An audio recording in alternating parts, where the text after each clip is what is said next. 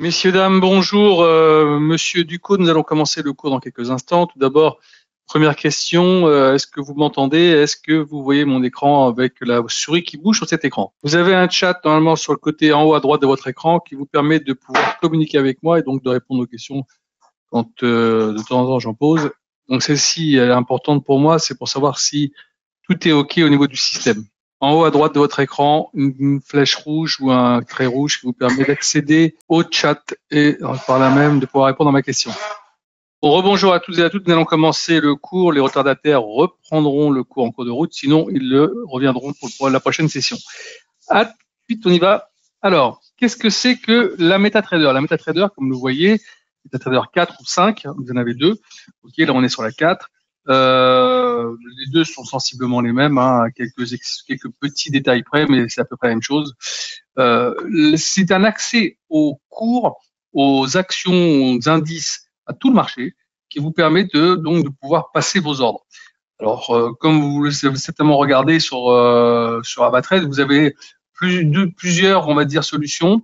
Vous avez la WebTrader, hein, comme solution, assez simple, hein, mais assez aussi assez ludique, mais pas non plus aussi développée que cette MetaTrader. J'aime bien les deux, mais je préfère celle-ci tout à fait entre nous. C'est un tout petit peu plus élaboré. Donc on y va. Là, vous avez donc ici trois tableaux importants. Premier, observation du marché dans lequel vous allez retrouver toutes les valeurs cotées sur la MT4, et en tout cas chez nous. Ensuite, ici, vous avez ici le graphique ou les graphiques, on verra ça tout à l'heure. Et en bas, vous avez ce qu'on appelle le cadre terminal, ok, qui va vous permettre de pouvoir arriver ici, de voir dans Trading, là, vous allez voir votre solde et les positions en cours. Quand je parle des positions en cours, les positions qui seront ouvertes à ce moment-là. Donc, tant qu'elles ne sont pas fermées, vous les verrez ici. Une fois qu'elles seront fermées, vous les verrez dans Historique du compte, ici. Qui est d'ailleurs historique du compte, qui vous permettra par la suite, quand vous avez besoin de faire, on va dire, un document pour avoir, par exemple, du 1er janvier au 31 décembre, vous faites ici sur n'importe quelle valeur un clic droit, vous sélectionnez une période, vous faites enregistrer un rapport détaillé, vous allez avoir toutes les positions du 1er au 31 qui vous donnera la possibilité de faire par vous-même une déclaration avec ce genre de document. C'est assez bien fait. Ensuite, on va revenir sur le premier tableau, c'est-à-dire observation du marché. Tout d'abord, est très important, il faut que je revienne là-dessus, la MetaTrader, vous devez la télécharger, et ça c'est important, depuis votre compte Avatrade, pas depuis Google, parce que sinon vous aurez des contrariétés et ça ne marchera pas. Parce que chaque MetaTrader est assujetti à un broker et donc à des serveurs spécifiques. D'accord? Donc, vous ne pouvez pas aller sur Google, chercher la MetaTrader et essayer avec votre compte de vous connecter. Ça buggera. D'accord? Ça c'est la première des choses. Une fois que vous êtes là, vous allez essayer dans Fichier. Vous allez dans Se connecter au compte de trading. Là, vous mettrez votre numéro de compte, le mot de passe que vous avez mis au départ quand vous vous êtes inscrit, le serveur qui est dédié au numéro de compte que vous avez. Vous enregistrez les données, vous rentrez, et à ce moment-là, vous verrez, vous ne serez plus en attente de rafraîchissement, vous serez connecté. Ensuite, on revient sur observation du marché. Alors, il se peut que quand vous avez ouvert votre compte au début, vous n'ayez pas toutes les valeurs présentées dans le observation du marché. Donc, pour remédier à ça, avec votre souris, vous allez sur n'importe quelle valeur, clic droit, et vous allez sur Montrer tout. Là, vous cliquez dessus et toutes les valeurs qui n'étaient pas là au départ, vous les récupérez. Vous verrez qu'avec votre petit curseur, vous aurez l'ensemble des valeurs qui sont cotées sur cette MT4. Alors, la différence entre la MT4 et la MT5, c'est que ceux qui aiment travailler sur les actions ont plus d'actions sur la MT5 que sur la MT4. Donc voilà, ça aussi, c'est une chose à regarder de votre côté. Si vous avez envie de faire un peu plus d'actions, il vaut mieux alors vous mettre sur la MT5. Mais c'est au niveau de l'utilisation, le cours, on va dire, c'est la même chose. Donc, on continue. Là, vous avez maintenant trois colonnes. La première, c'est le symbole. Après, c'est l'offre et la demande.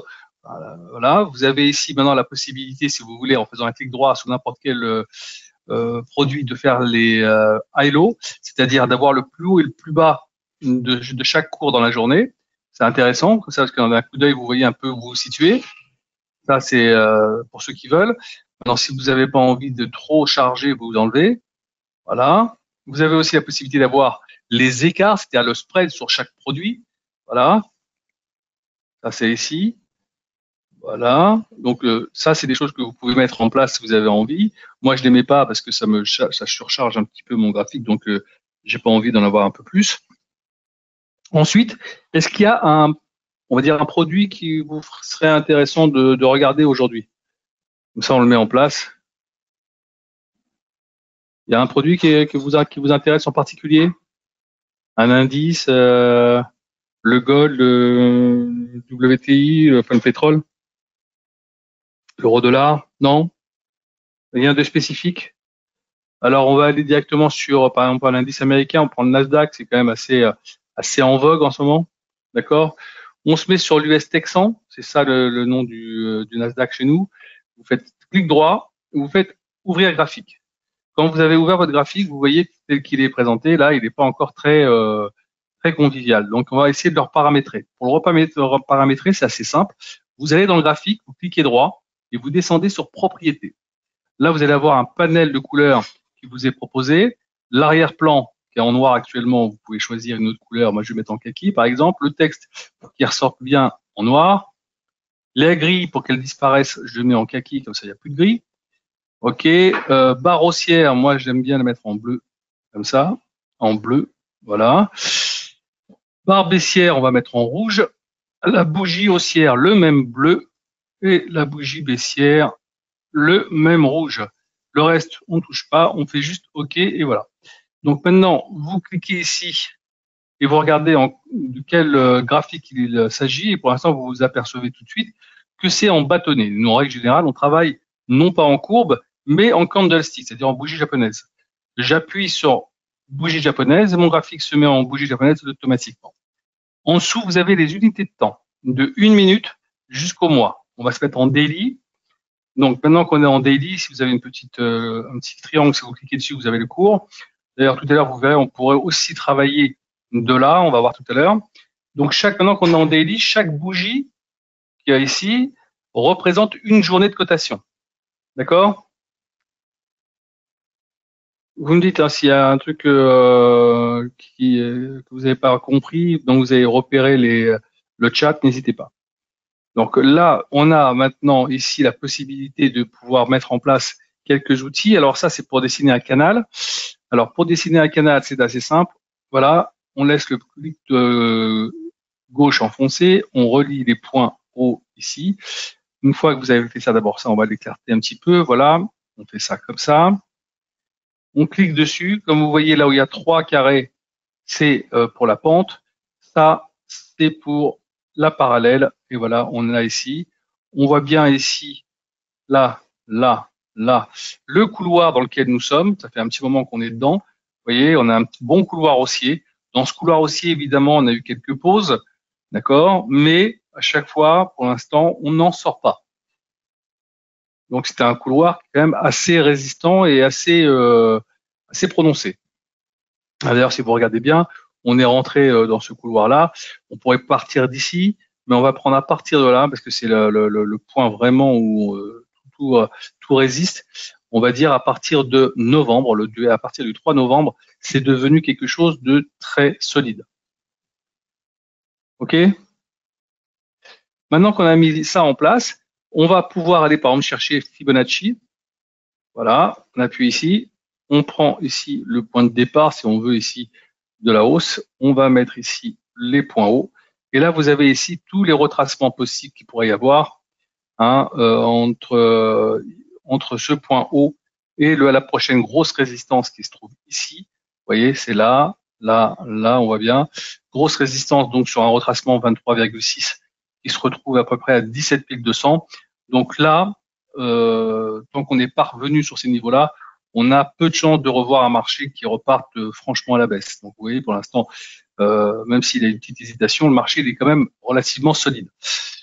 On continue. Après, vous avez la possibilité de mettre indicateur trend Bollinger Band. Voilà, vous appuyez ici, les bandes de Bollinger se mettent à l'intérieur. Bon, je ne rentre pas dans les détails de chaque produit parce qu'il y a un cours dédié aux outils d'analyse technique qui est mardi. Si vous voulez vraiment en savoir plus, venez mardi, on en reparlera un peu mieux. Là, je mets juste en place quelques indicateurs pour vous montrer comment on le fait. Indicateur, hop, oscillateur. Vous allez sur Relative Strike Index, c'est-à-dire les RSI, vous cliquez ici, vous faites OK, et vous avez ici les RSI qui viennent de se mettre en place. Voilà. Pour l'instant, on voit bien là, un petit repiquage vers le haut. On continue. Ici, oscillateur, on va dans MACD. Voilà. Les MACD, on les a ici. Alors, je rappelle juste comme ça rapidement que les MACD, ce sont deux moyennes mobiles exponentielles, hein, qui vous donnent la possibilité de voir si on est au-dessus du trait rouge, c'est-à-dire le signal, ou non. Alors, si on passe au-dessus, ça devient très haussier. Si on est en dessous, ça devient baissier. Pour l'instant, on est juste pile poil sur le trait rouge. On a encore un petit peu de mal à se faire une idée. Alors, on voit bien ici les dernières cotations, hein, c'est un peu un plat. Même si on rebondit aujourd'hui, ça reste quand même toujours dans la même zone. On continue. On va ici dans oscillateur. On va prendre les stochastiques. Voilà, hop. Et voilà. Donc, sur les stochastiques, par contre, pour le moment, ça reste un peu baissier, vous voyez. On a tendance plutôt à repiquer vers le bas. Donc, c'est pas encore front du collier pour une reprise bien soutenue pour aller rechercher les plus hauts ici, par exemple. Là, on est vraiment encore en train de se chercher et à avoir peut-être encore à se rassurer dans le marché, ce qui n'est pas encore le cas. D'accord? Alors, on a encore la possibilité de mettre une multitude d'indicateurs. Vous avez la possibilité d'aller chercher les moving average. Donc ici, indicateur, pour ceux qui aiment bien travailler avec, trend. Vous avez les moving average ici, c'est-à-dire les moyennes mobiles. Vous avez Shimoku, pour ceux qui connaissent les Shimoku. Vous avez plein d'autres choses qui sont proposées, comme ici, Alligator, ou voilà, des petites fractales, voilà. Vous avez ici Williams, ici, voilà, ici dans personnalisé. Vous avez la possibilité aussi de télécharger depuis MQL5 des indicateurs avec lesquels vous travaillez bien. Donc sur MQL5, vous allez regarder dans MetaTrader, indicateur, et vous aurez la possibilité de télécharger dans votre MetaTrader, que vous retrouvez, comme je vous ai montré ici, dans indicateur personnalisé. Dès qu'elles seront téléchargées, elles se retrouveront ici. Donc par exemple, le CCI, par exemple, que j'avais téléchargé comme ça, hop, voilà, vous avez la possibilité, hop, en ayant téléchargé, de l'avoir sur votre écran. Ça, une fois que vous l'avez fait, vous laissez comme ça. On pourrait mettre encore une multitude de choses, mais on va pas le faire aujourd'hui. Venez mardi, on en parlera un peu plus. Quand vous l'avez fait le graphique, n'oubliez pas de l'enregistrer ici. Là, ici, vous marquez Nasdaq ou US Tech 100. Vous le sauvez. Une fois que vous l'avez sauvé, vous allez avoir dans votre lexique ici des valeurs qui vont se rajouter et vous aurez des petits onglets qui vont se rajouter à chaque fois. Donc l'avantage, c'est qu'une fois que vous l'avez fait, ça reste. Et vous n'avez pas besoin à chaque fois de refaire la même opération. Alors, il y a un nouvel avantage aussi que je vais vous montrer. Imaginons que vous voulez faire du gold aussi. Vous faites ouvrir graphique. Vous n'allez pas vous amuser à refaire tout ce qu'on vient de faire. Vous allez maintenant ici, vous appuyez par exemple sur le France 40. Voilà, et toutes les données que vous avez mises sur le France 40, ok, seront là. Il ne restera plus qu'à mettre les trends et tendances dessus. Ok, mais tout le reste est déjà placé. Vous voyez, les moving average, les bandes de Bollinger, tous des trucs, les CCI, MACD, tout est là. Ensuite, une fois que c'est fait, vous enregistrez le graphique du France 40, du Gold, et ça sera impeccable. D'accord? Ça, c'est pour vous montrer la rapidité avec laquelle vous pouvez mettre après en place des graphiques sans à chaque fois aller chercher tous les indicateurs ou le paramétrage. Ça, c'est quand même assez intéressant. Alors, on va passer maintenant au côté négociation de sur la plateforme. Alors, on est ici sur l'US Tech 100. Alors, on peut aller ici faire un clic droit et faire nouvel ordre. À ce moment-là, ici, vous n'avez plus qu'à passer votre ordre. Ici, on va dire qu'on va prendre du 0,05 par exemple. Hein. Alors, vous pouvez mettre votre stop loss et votre take profit en amont. Là, on va dire qu'on est acheteur. Hop, on passe notre ordre. Voilà. Vous avez ici, comme je vous l'ai dit, dans trading, au-dessus de votre solde, les ordres qui sont ouverts. Donc, le numéro de l'ordre, le jour et l'heure à laquelle vous l'avez fait, le sens, le volume, c'est-à-dire 0,05, le produit, le Nasdaq, le prix auquel vous l'avez fait, le prix auquel vous pouvez clôturer votre ordre actuellement. Ici, les profits et pertes. Donc, pour l'instant, vous voyez, on est en train de se battre, ça monte un petit peu, donc c'est plutôt intéressant. Et là, la possibilité de fermer votre ordre. Maintenant, tant que vous n'avez pas, imaginons que vous n'avez pas mis votre stop loss à votre take profit, vous avez la possibilité de cliquer sur la ligne, faire modifier ou annuler l'ordre. Voilà. Et ici, vous avez la possibilité de mettre votre stop loss ici. Hein, voilà, on est acheteur. Ça, vous perdez si ça baisse. On va le mettre ici à 18 000. OK. On fait comme ça. On a mis notre stop loss. Le stop loss, il est ici. Si ça redescend sur 18 000, l'ordre s'arrêtera automatiquement. Vous auriez pu mettre aussi un take profit. Vous pouvez le modifier, bien sûr, quand vous voulez. Et c'est pas parce que vous avez mis un stop loss ou un take profit que vous êtes obligé de, on va mettre ici à 30. Voilà. On a mis le stop loss et le take profit. C'est pas parce que vous avez mis un stop loss et un take profit que votre ordre, vous pouvez pas le fermer quand vous voulez. Pour le fermer, vous allez là, hop. Si vous voulez fermer une partie de l'ordre, vous pouvez faire 0,02 par exemple. OK. Et vous fermez votre ordre pour 0,02. Voilà. Vous voyez, vous avez fermé, vous n'arrêtez plus que 0,03. Donc, vous pouvez faire des ordres de fermeture partielle. Ça, c'est assez intéressant. Là, on va faire ici dans modifier au nid d'ordre, on va supprimer le stop loss. Voilà. Donc, maintenant, il me reste ici plus que le take profit. Maintenant, imaginons que vous voulez continuer à faire du partiel. Pourquoi faire du partiel? Tout bonnement parce que vous êtes en train de gagner de l'argent, vous voulez prendre une partie de vos profits, mais vous voulez garder votre position quand même ouverte pour accompagner le marché. Alors, vous faites des petits partiels. Je ferme de 0,2 lot. Après, ça continue de monter. J'en ferme encore 0,02 ou 0,01 et ainsi de suite. Ou alors le contraire, vous avez pris une position qui vous paraît un petit peu risquée, vous réduisez votre exposition, comme ça vous ne prenez pas trop de risques. Ça, c'est intéressant. Alors, vous voyez ce qu'on vient de faire là au niveau du partiel, ou même fermer son ordre directement ici. OK. Pour certains, ça serait pas possible. Pourquoi? Je vais vous montrer. Parce qu'il se peut qu'au début, vous ayez eu ici option trading en un clic. Vous avez eu cette petite case qui s'est ouverte automatiquement sur votre écran.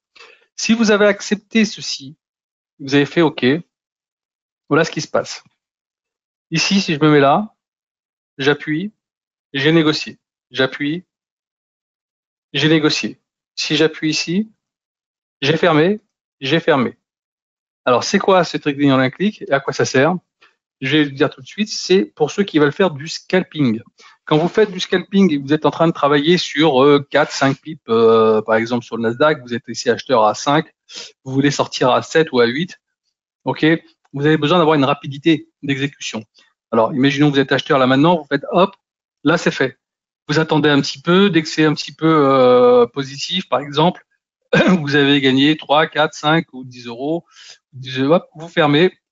Voilà, vous avez besoin d'une rapidité d'exécution, ça c'est intéressant pour ceux qui veulent faire du scalping. Maintenant, si vous ne faites pas du scalping, vous faites plus un petit peu de tendance, il vaut mieux pas utiliser ce système. Donc vous allez là, dans outils, dans options, surtout si vous l'avez déjà validé, vous désengagez le trigger en un clic, OK, vous faites OK, et donc maintenant si vous appuyez ici, vous aurez une feuille d'ordre pour passer votre ordre normalement, pouvoir mettre le stop loss avant, choisir vraiment ce que vous voulez faire, le volume, tout ce que vous voulez, ça sera possible. Et donc aussi la possibilité là, quand l'ordre sera fait, de faire ce qu'on appelle ce qu'on avait vu tout à l'heure, des fermetures partielles. OK.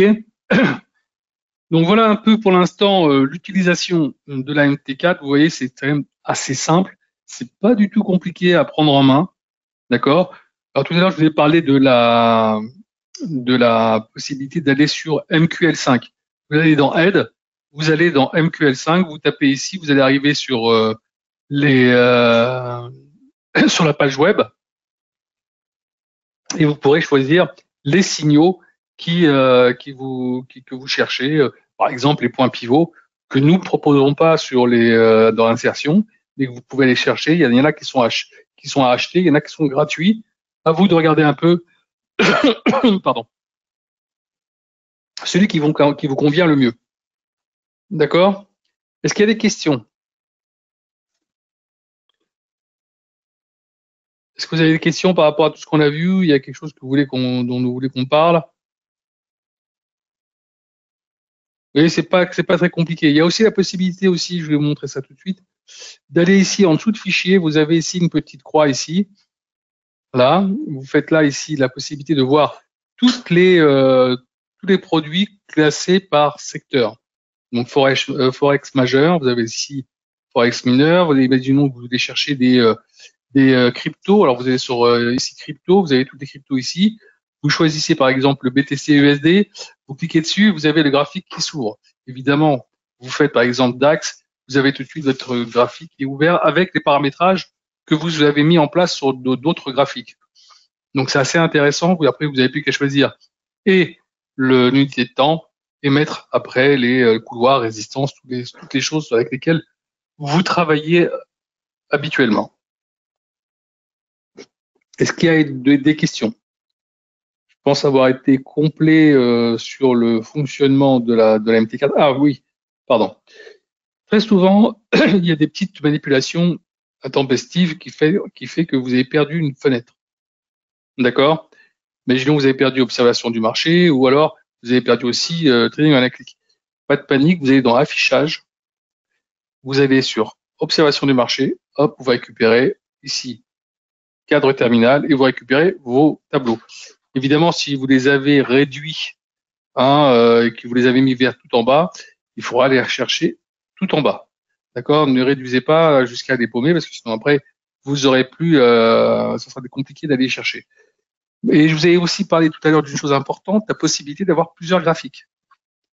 Par exemple, ici, là, à côté de la loupe, si vous appuyez là, vous avez tous les graphiques que vous avez ici en onglet.